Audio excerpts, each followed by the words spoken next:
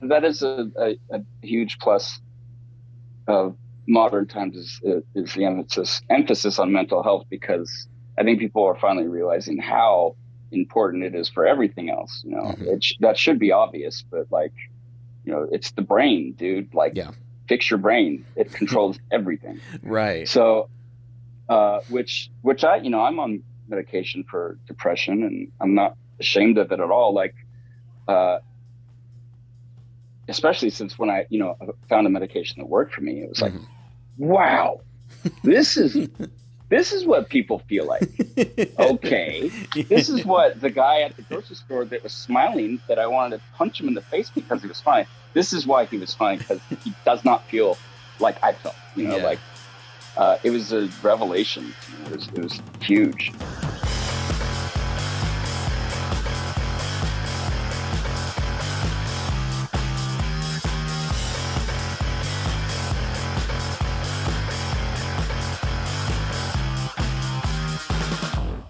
Ooh, welcome everybody to Casting for Two, the podcast, as always hosted by me, Chris.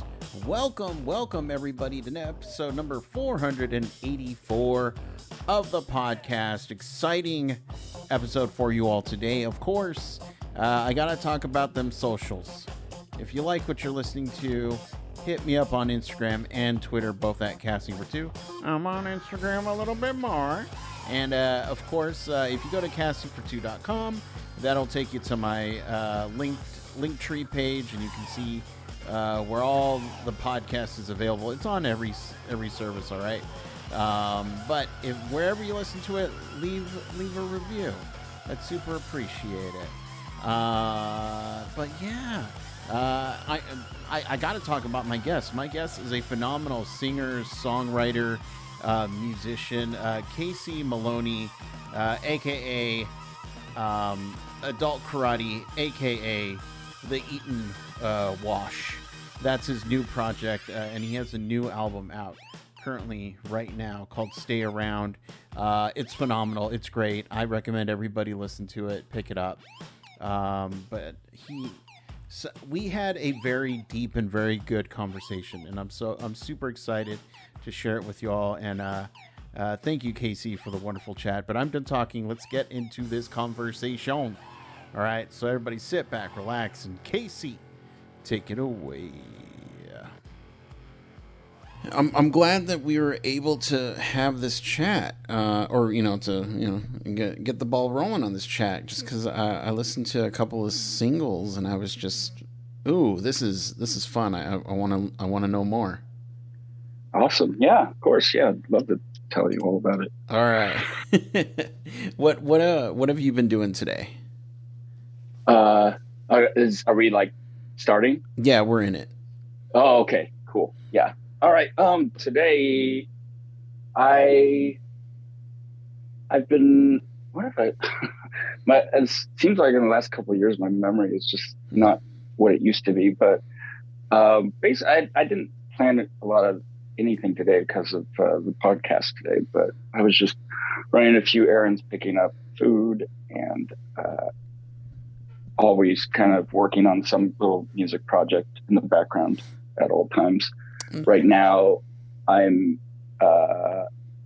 since I spent so long like playing acoustic guitar and like kind of more traditional music. I've been DJing by by myself in my studio, obscure early '90s progressive house music. So Oh, uh, okay, that's okay. how that's how I'm relaxing right now, is doing that.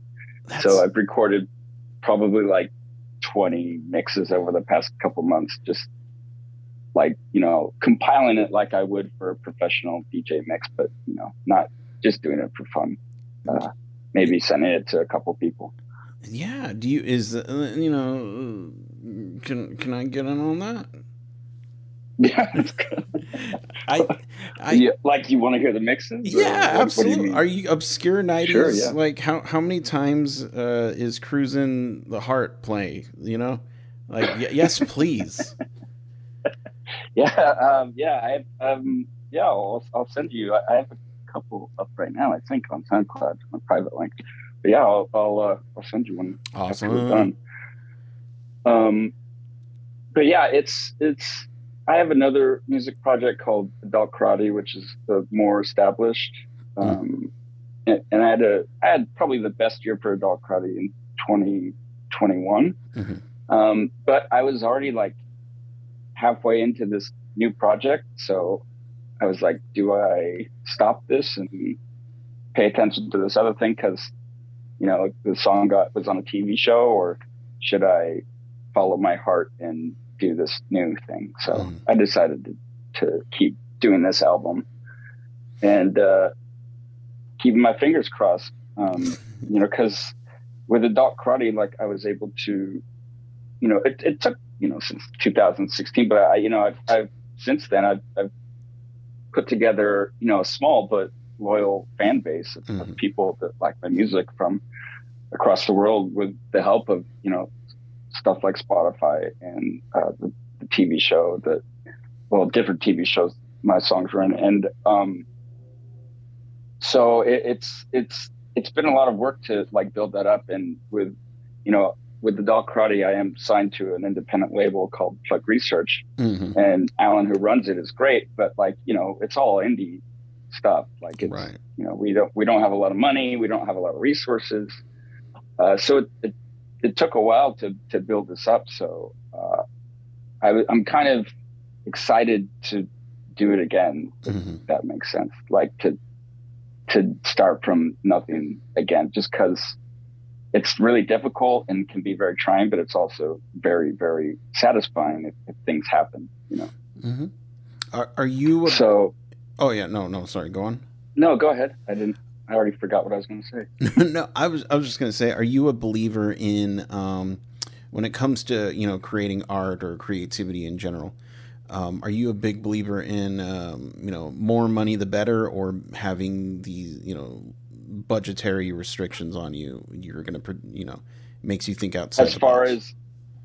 As far as like making the music, like you're saying, like if I had what would be better to make the music, a bigger budget or just limited resources? Yeah, it depends. I think I when I'm working on songs, I tend to think of it like in widescreen, like even if I'm just writing a little guitar riff on an acoustic guitar, I write it and then I think, wow, that could be this big thing with strings, and this could come in at this time. So like if I had money to spend on like hiring an orchestra or like, I would absolutely do that. Like but I don't say that that's better though. Like if I had that resource, I would absolutely use it, because like I like for this Eaton Wash project, that my hope is that to take it to the point where I could have the best players playing on it, instead of a bunch of different versions of me and some people I hired from Fiverr. If I had access to like a well-known, respected string quartet, like I would absolutely use that. But that being said, like limitations and restrictions on art are very important sometimes. I have a tendency just to kind of go off in a direction and just kind of don't look back on it. But yeah, like for the Eaton Wash, this album, all these songs I was working on, this is the first time I did put a limitation on myself. And I told myself, all these songs, every song has to have acoustic guitar in it, and no songs can have electric guitar in it, or obvious electric guitar in it. Just because I had just gotten this acoustic guitar. My husband gifted it to me for my birthday after I broke the cheap one I was trying to repair. And it's like a kind of the one I was trying to repair was like literally $30, in 2005 or whatever it was.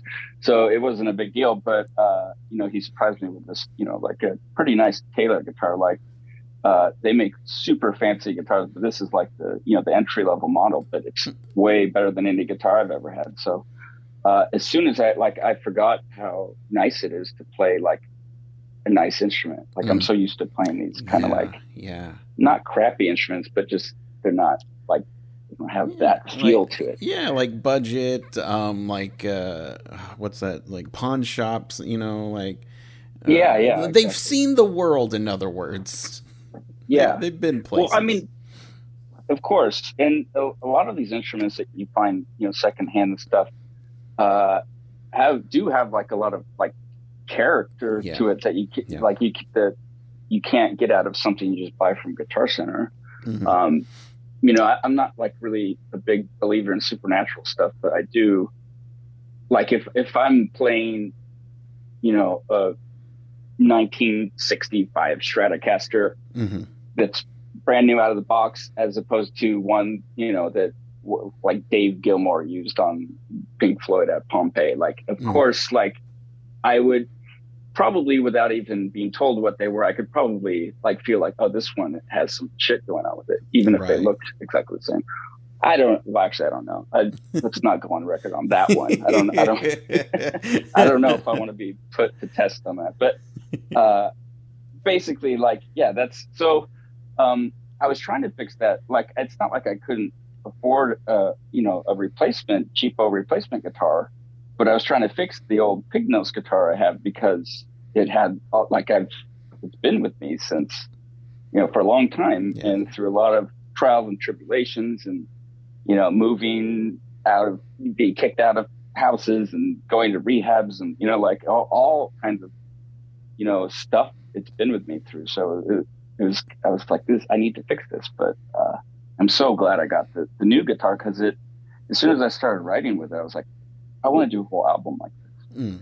So as far as limitations go, that was important because I was working on these new songs, and there's so many times where I was like, wow, I wouldn't like this really cool electric guitar part here, or this could be like a cool solo here, or whatever. And I just stopped myself. I was like, no, we're not doing that. Yeah. We decided on this. And I had to, I cheated once, but you can't really tell. In the title song, Stay Around, there's like a little muted guitar, little finger picky type thing that happens that like I was kind of like inspired by something off of Pet Sounds that I was listening to, or Brian Wilson did this similar thing with a reverberated muted electric guitar, but it doesn't necessarily sound like a guitar, so wasn't a big cheat. But and don't worry, I won't tell. Don't worry, you're okay.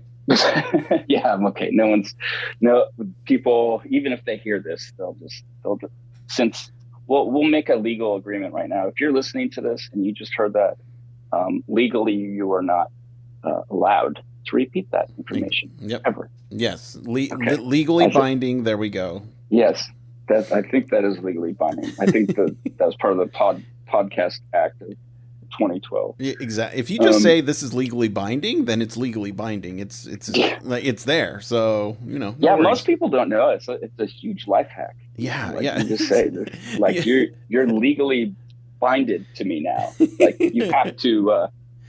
I'm gonna see that in one of those Facebook like weirdo compilations of life hacks that make no sense, and then it'll just be in there like, just say legally binded. There you go, done. Yes, exactly. Yeah, those all those Facebook videos are all like content stolen from Reddit too. It's funny.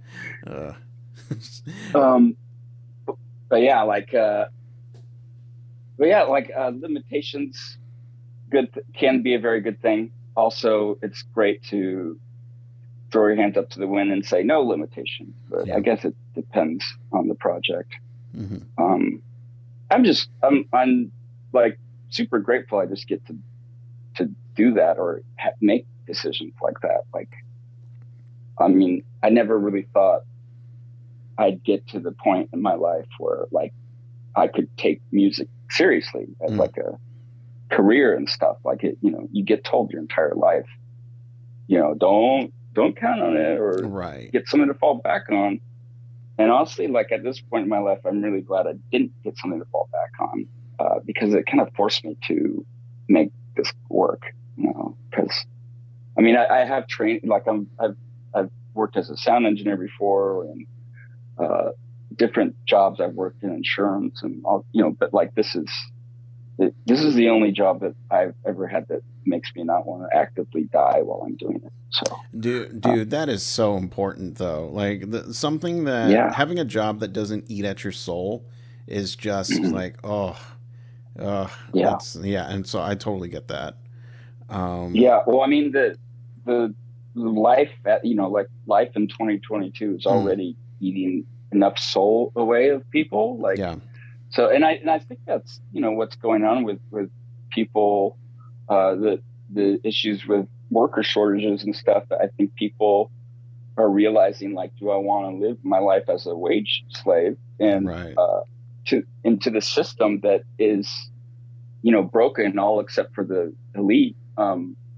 Or do I want to be happy in my life, or do I want to try and find happiness? So, all these people saying, all these boomers are like, oh, no one wants to work anymore. It's like, no, you built a system that made everybody that doesn't want to work right now the losers right, in the system. right, And the pandemic made them wake up and think, wait, it doesn't matter.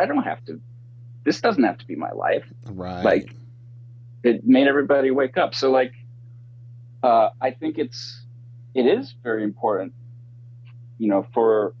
for the soul, for lack of a better term, to be doing something you like to do. And I mean, it took a long time for me to get to this point. So I can sit here and be grateful about it, really appreciate it. Maybe not as much as I should be appreciating it sometimes, but we're all not perfect. But like, just the fact that, I've been, making music since I was like a little kid, and, finally, like I'm making it happen. And, but it's scary, it Hmm. all could be over tomorrow. So, but I don't honestly, like, I think about this all the time. I wouldn't be able to do anything besides this. Yeah, Uh, if I was doing something besides this, I would be a very, very, very, unhappy, unpleasant person. yeah, yeah. So, yeah. Yeah, no, I totally understand that. My girlfriend, just kind of going back to the whole um, you know, work work and life Mhm. sitch. My girlfriend was telling me about this term called quiet quitting. Have you heard of that? No, but I think I've done it before. But tell me. But yeah, I mean, quiet quitting is when you go to your job and you just do the job and go home.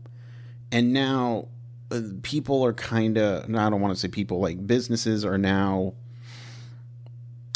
not liking that. And it just blew my mind, like, wait, what are you supposed to do at work? They want you to do Oh, more. wait, they don't they what you're saying is quiet quitting is like doing your job like you're supposed to, and then completely removing yourself from that job after you clock out, and not have anything to do with it until Correct, you clock correct. back Yeah, in. you do your work, Yeah. and then you go home. Yeah, Now, that's called a job. exactly. Now they want you to do more. And one of the guys from Shark Tank, the I don't know, the asshole one, was just like how this is bad and people shouldn't be doing this. And I'm just sitting there like, why not? What happened to those days? If you have to have a job, you do it, you leave. There's so many jobs today that you just take home with you, whether you're a teacher Hmm. or a Yeah. doctor, things like that. And it's like, oh, great, I'm working 24/7, but I'm only getting paid for 40 hours a week. That doesn't make any Yeah. sense to me. So, somebody saying, look, Especially with a teacher salary, it's just exactly, like, look, I'm horrible. you allotted for 40 hours, you're going to get 40 hours and then that's it. So 8 hours a day, Yeah. boom, there you go. But yeah, I Yeah. don't understand where now it's bad just doing your job and going home. That's I don't know. That's ugh. I don't know. Yeah. I think it's just panic from people in power seeing the trend happening and trying to, make quick fixes, because what in that guy's mind, Shark Tank guy, he was probably like, oh no, these people are finally realizing that they are individuals. Right. What can we do? Because this obviously, like, the problem is, and this will be a problem even for the people who are like in the anti-work movement, the problem will be is that we won't have people that are willing, to do jobs for the same amount of money. So it's either going to collapse, or the people in power are going to have to adjust. And I don't know. I don't see that happening. I think everybody in America is so used to capitalism as everything. And, and the world has followed suit, over the past 100, 200 years. So we've created this system, and now we're realizing that we can't really truly be happy in the system unless you just ignore it, which is what most people are doing now, including me. Like, I don't look at the news anymore. It's just, what am I going to do about some shit in Washington, D.C. that really, when it comes down to it, has nothing to do with me functionally? Like, I don't care what this senator tweeted to whatever. That has nothing to do with my life. I'll vote my conscience and I'll do my best, but like, I don't myself, and I think most people in the world, even people that are addicted to news, they can't handle it anymore. It's too much. Yeah. And I describe it now as like, and I've, it's not something I came up, I've read this before, but it's like, we have this, caveman hardware, our brains, that, humans have only been a species for 230,000 years, which is not that long in the scheme of things on Earth. So, we have these primitive brains, but technology advanced so fast beyond what our brains can healthily handle. Yeah. That now we're in the situation where we have, so many people have mental illness issues, including myself, and, just trouble dealing with stress and anxiety, and, and then in a system that doesn't care. So,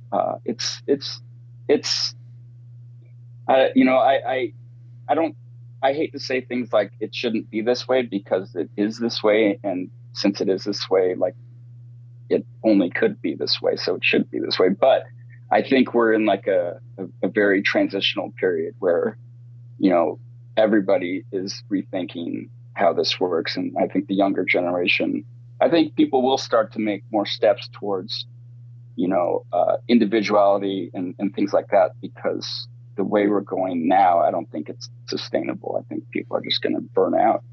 Oh yeah, for sure. Yeah. So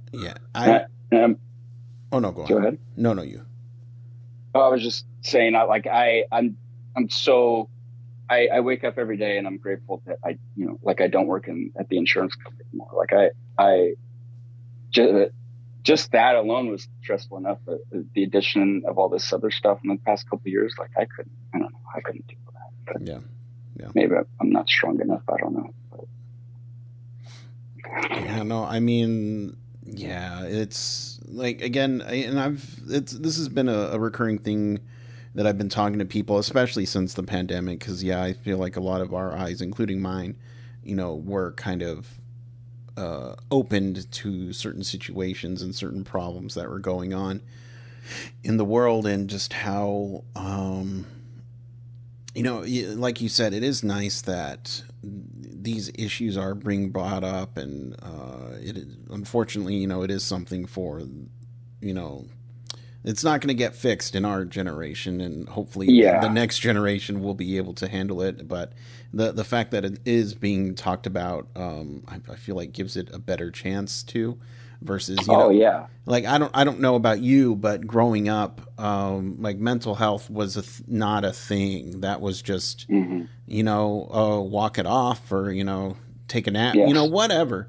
And then slowly meeting people and getting to know them and just, having this awareness towards it, and being educated by other people about it. I was just like, oh, so that's what's wrong with me. Okay, that makes sense. Yeah, So, absolutely. yeah. So, I mean, and that's kind of the biggest thing, though, is just talking about it. If we just talk about it and get it out there in the open instead of repressing it and, keeping it balled up in us, then, yeah, that's not good for anyone. Yeah, it's not. I mean, that is a huge plus of modern times is the emphasis on mental health, because I think people are finally realizing how important it is for everything else. That should be obvious, but like, it's the brain, dude. Like, Yeah. fix your brain. It controls everything. Right. So, which I'm on medication for depression, and I'm not ashamed of it at all. Like, especially since when I, found a medication that worked for me, it was like, wow, this is what people feel like.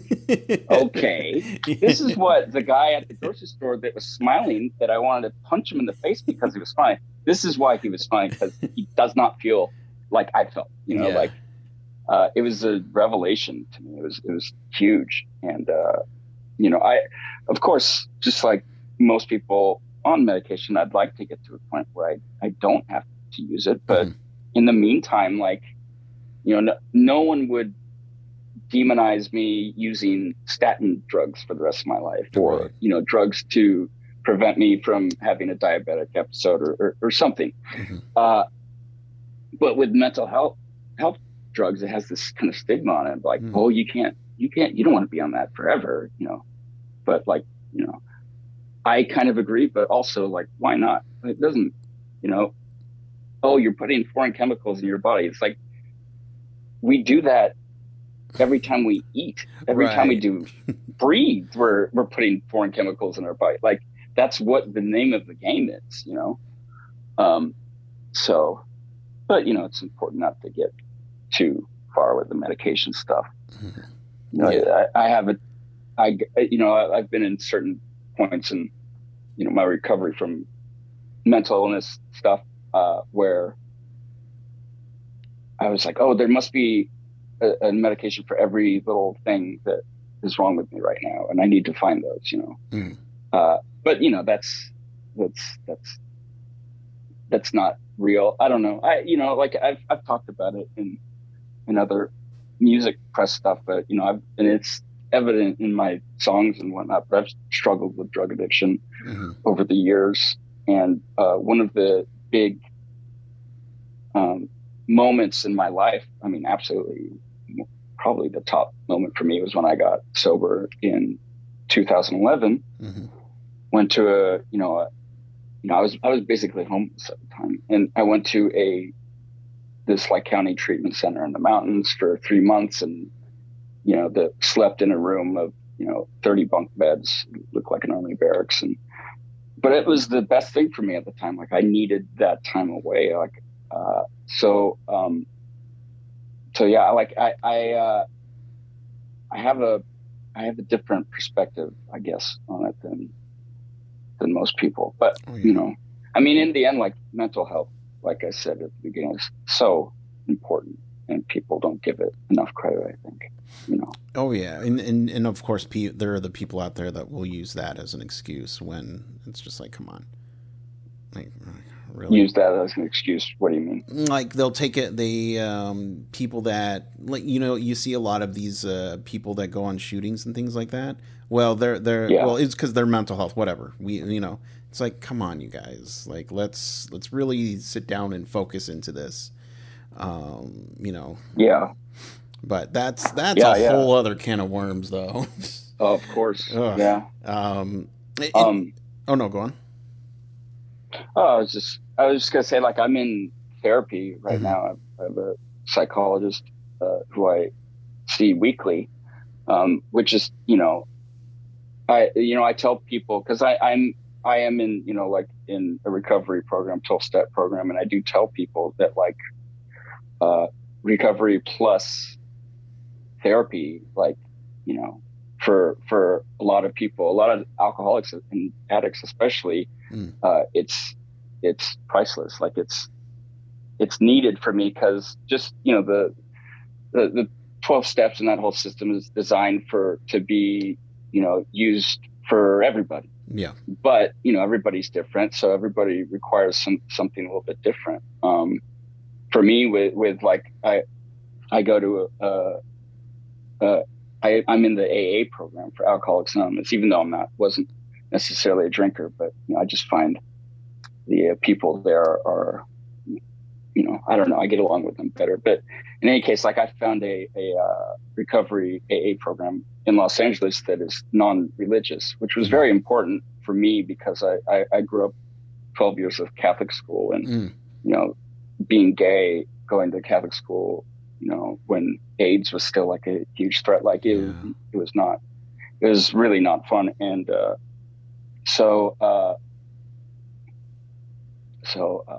yeah. I'm sorry. I just went blank. I started thinking about some school memory in my Yeah. I didn't go to Catholic school, for 12 years, but I do, I went to it as a kid and then went to youth group when I was older in high school. And no, I get it. I get it. I'm just like, okay, yes. I mean, I don't know. I think it's another system too in America that works for a select few. Yes, like it's designed for for people that fit into this cookie cutter mold, and if you don't, you're screwed. Yeah, it's not like, oh, we have something for that too. It's like, no, if you don't fit in with this, then you're going to hell. Correct. Which I and other religions aren't that bad about it. Like,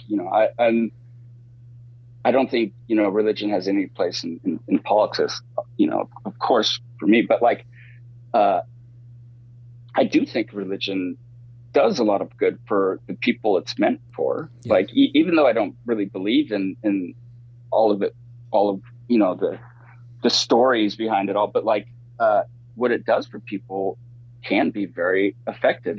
I think it's the same. They're trying to fix the same problem that today therapy is trying to fix. Right. It's like, I have all these issues. I don't have anybody to talk to about it. Well, pray to God. And praying is just a form of like, manifesting your thoughts basically. So you keep praying for something you want. It keeps it on your mind. You keep shooting for that goal. You eventually get it. And then it's like, oh, prayer worked. And the reality is, yes, the prayer worked.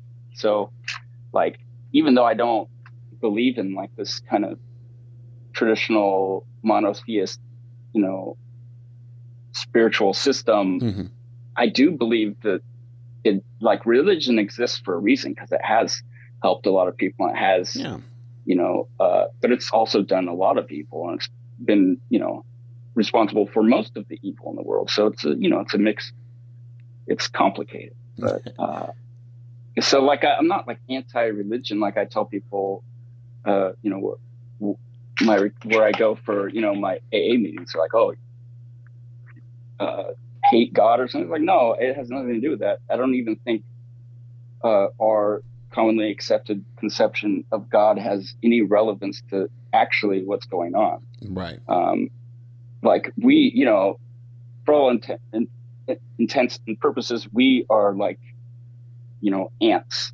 And like, we're like an ant walking around on the ground. We have no idea what is above us or what's, that there's a satellite in the sky circling the earth. Like we don't, we know as far as we can see with our own technology. So I think the God question is so much more complicated than this black and white thing of like, does it exist or does it not? It's like, no, it's not even a concept we should even right. like try to figure out at this point. Just, I don't know.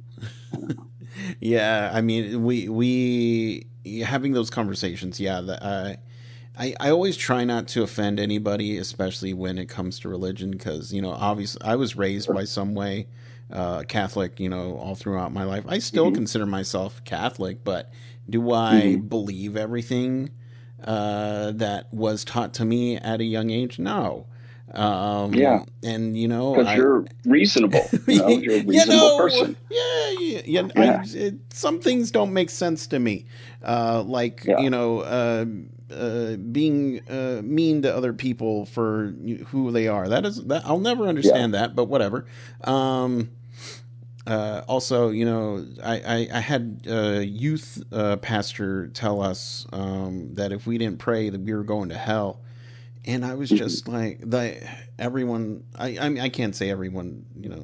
I don't know everyone's reaction, but my reaction was just, wait, hold on, what? Wait, what? Huh? And then Mhm. that was my decline of like, oh no, I don't Yeah, believe. Yeah, that's not what. And then again, with everything that's been going on, and really just pointing at people and saying they're different, they're demons, they're going to hell, whatever. I hmm just don't. I just don't subscribe to that because yeah, I'm a firm believer in um, people being people and being allowed to be themselves. Whether hmm that's hey, I don't feel that I was born the right gender, or I relate to this the another gender. I'm in love with somebody of the same gender. Whatever. yeah, Like I'm just like, of course, because you're a person and you have to be celebrated. Why are we restricting or hazing other people who don't think that or don't yeah, practice the way. It doesn't make any sense to me. yeah. So It's yeah, it's a fear thing. yeah, It's people are afraid of what they don't understand, yeah, and I get it. Life is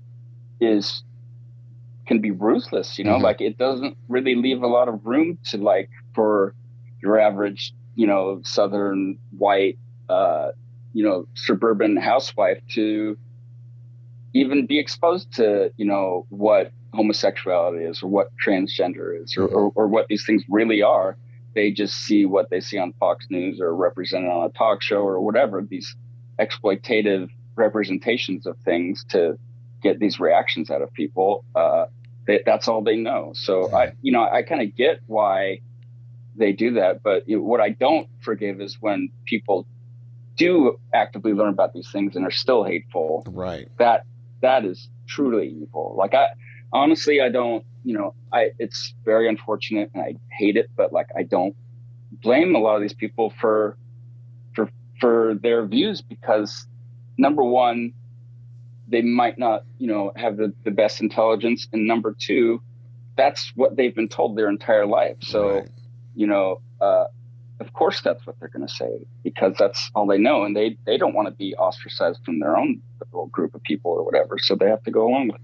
Hmm. It's human nature, but it's we're I like I said earlier, like we're at a transitional point. I think this is when all this stuff is coming to light Yeah, because it has to. Overpopulation and pandemics and changing working situations, we have to face these things now because we do. Otherwise, the human race can't really last that much longer unless we learn to, integrate with everybody. Because right, we're not a country 3 months away by boat anymore. It's like we're connected at all times. right. So it requires different responsibilities, I think. No, yeah, absolutely, and yeah, I wish we would get there sooner rather than later, but of course, Of course, me too. I mean, we've made a lot of you yeah, know progress in the past couple of years, especially for LGBTQ community for sure.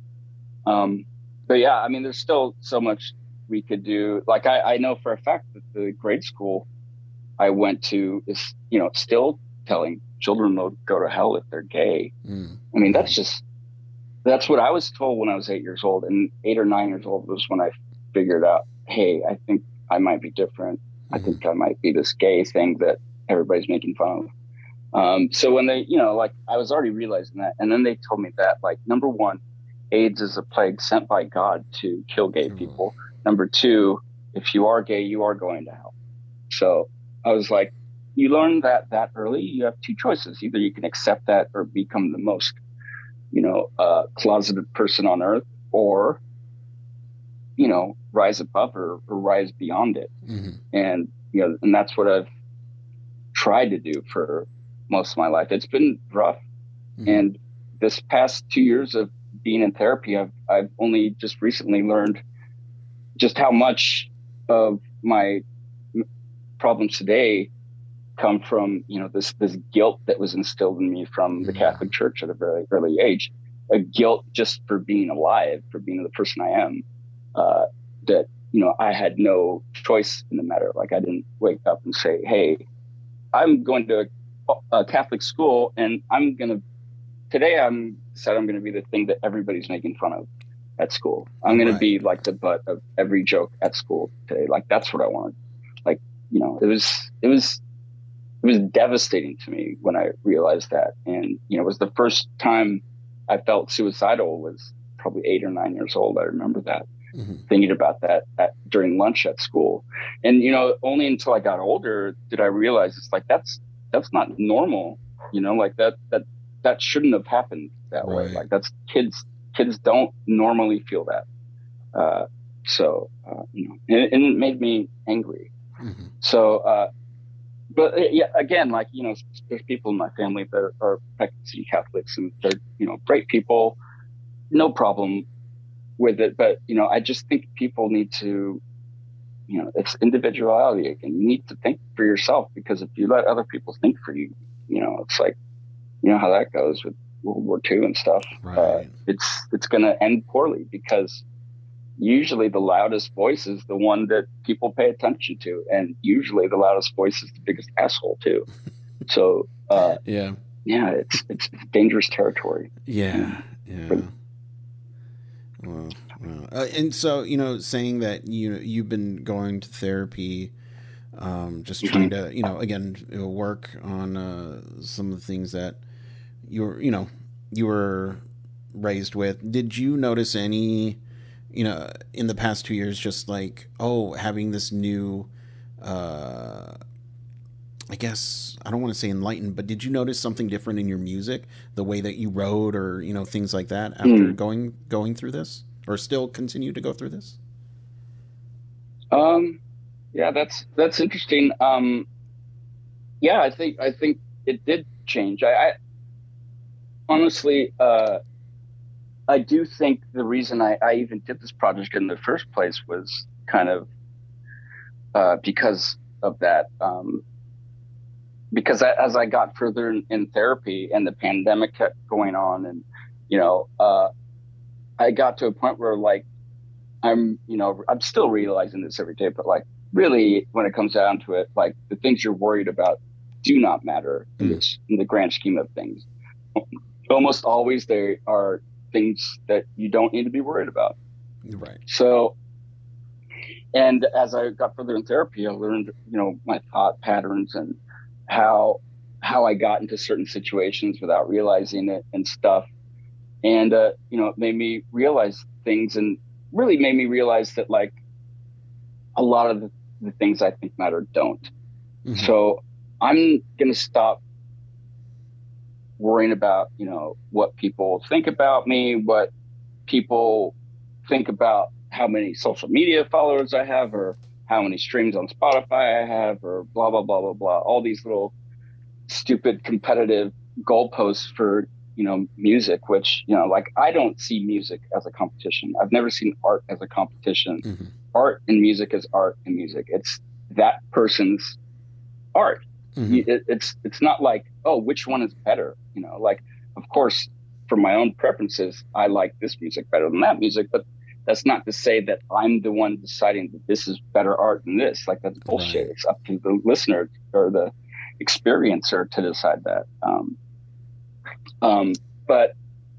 But yeah, I do think, because Adult Karate, my other project, is, like, electronic music, mostly, close to dance music, almost indie dance music.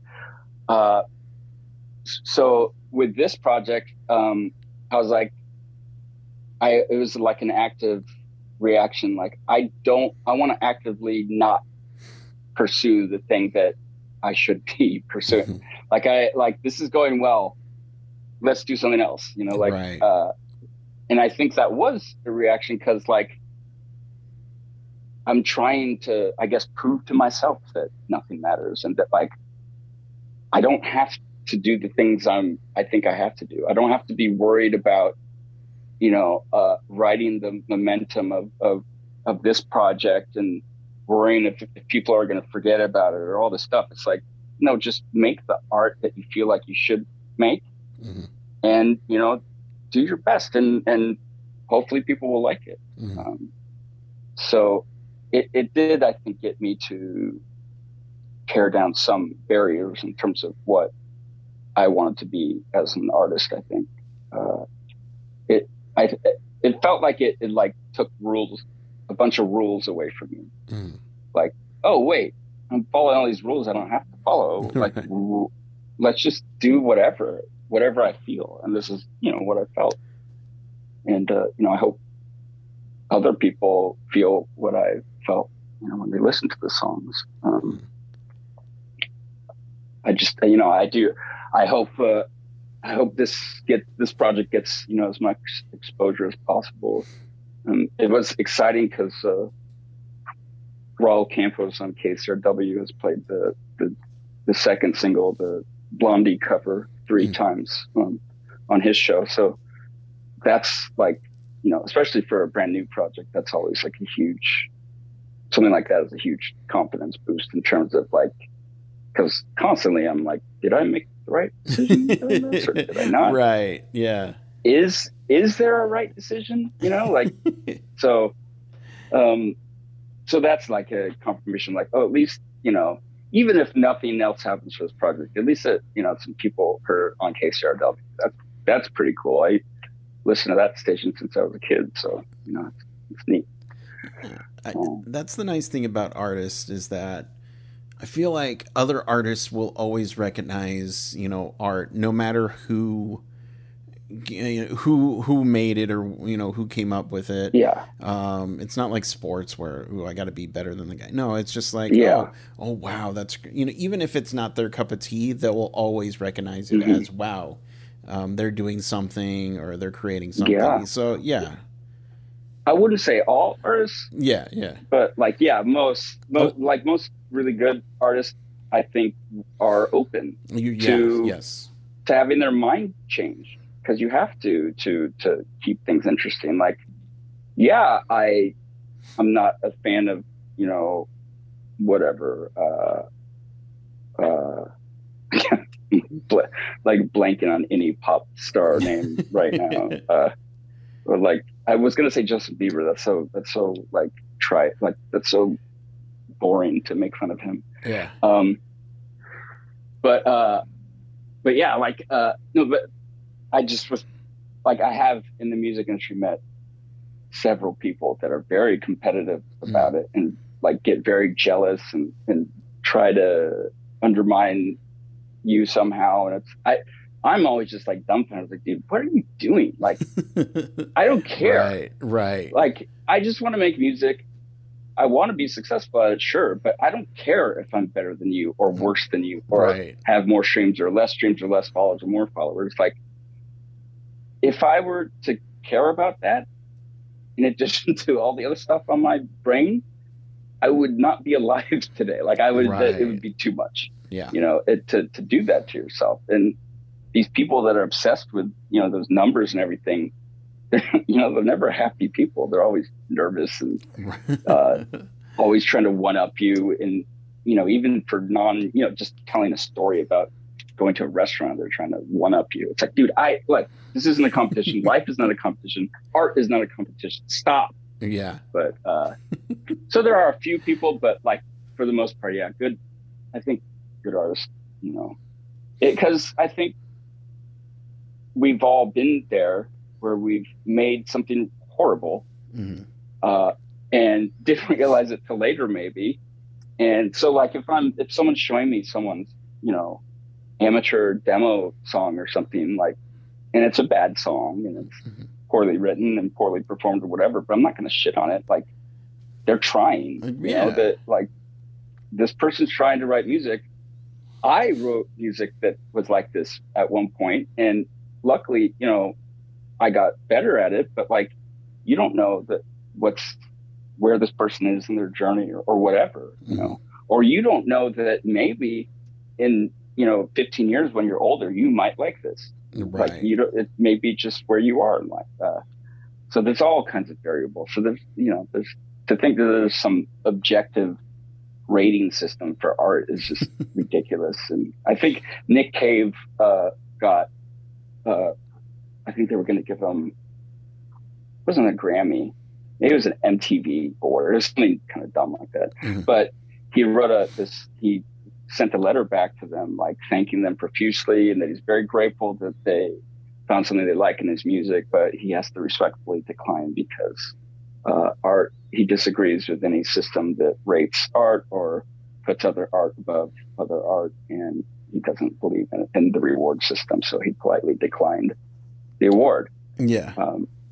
Which is, I read that, I was like, some people might see that as kind of like, oh, this guy's an asshole, but like, I get it. Like, yeah, don't do that. Like, you're just hurting art. You're not making art better. Right. Did American Idol or The Voice or whatever make music better? No. If anything, it made music worse, because everybody's trying to fit into the same exact little mold. And it's a mold that people don't even really want anymore. It's just because people don't know what they want. They listen to whatever's shoved in their face. But, I think it came down to it. People don't want the same singing voice over and over and over, singing the same song with the same little runs and stuff in it. Like, who cares? Like, it's so generic.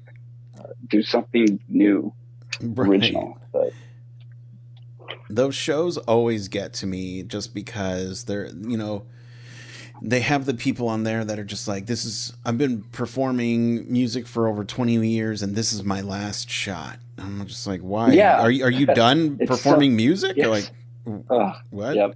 I don't understand that mentality. You just want to get rich and famous. Is that why? Because I mean, yeah. I don't know. Exactly what it is. Whatever. Ugh. Well, honestly, like, my husband sometimes watches those shows in the background sometimes, and I'll walk through the room and be like, oh, but like sometimes I'll watch them. Yeah. And I did watch. I do have to give American Idol some credit for this last season or whatever season I saw that was recent, and most of the performers doing their initial audition were doing their own songs. They're I like to perform a song I wrote, and some of them were like, good songs, not my cup of tea necessarily, but like they were well written, well performed.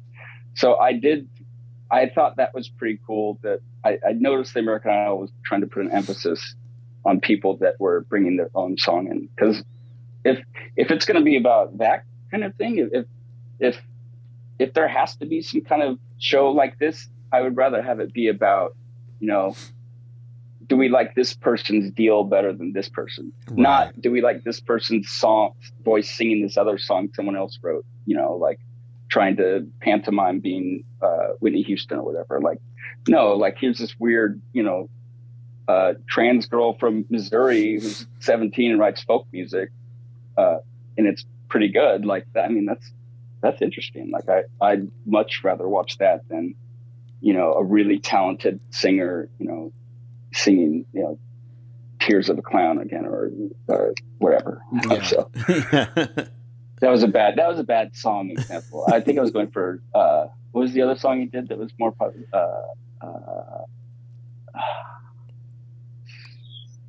Anyway, I can't think of it. But yeah, no. it's one of the American Idol, The Voice standard songs that everybody sings. Yeah, yeah. Yeah, it's either like some Christina Aguilera song or, whatever. Well, I don't know. Yeah. It's all good. But what I have noticed though, like, is these shows are having less influence on younger people, which is great. I think most people that watch these shows are older people. Younger people are on TikTok and, all into Kate Bush right now, which I think is awesome. Like, yeah. All these kids are listening to Kate Bush. Like, if I could have designed what they should listen to. That's what I would have picked Kate Bush among other people. I was like, yeah, you should know who Kate Bush is. She's important. So that's really cool. I love that. Once again, the youth are going to lead the future, and yeah, I'm okay with it if they're listening to Kate Bush. As they should. Yes. Honestly, like as I get older, like, you know, I have a lot of things I could do a lot better now because I'm older. Mm-hmm. But there's things that I miss about my youth that I won't get back. Is kind of like this. It's like this. You don't know so much about the world that you're kind of willing to try anything. Mm-hmm. You know, like you don't have these like preconceived notions about things. So like I think that's why the youth always leads this sort of thing, is because, you know, they're finally at a point where they could put what they're trying to express into words or art or whatever, and it just explodes out. You know, as I think as you get older, you kind of lose this edge and lose this desire to just kind of push the envelope. But yeah, and it goes back to what you said about, you know, this is my last chance. I mean, that's so silly. My last chance. Because I'm 24, and if I don't make it in the music industry, I'm done.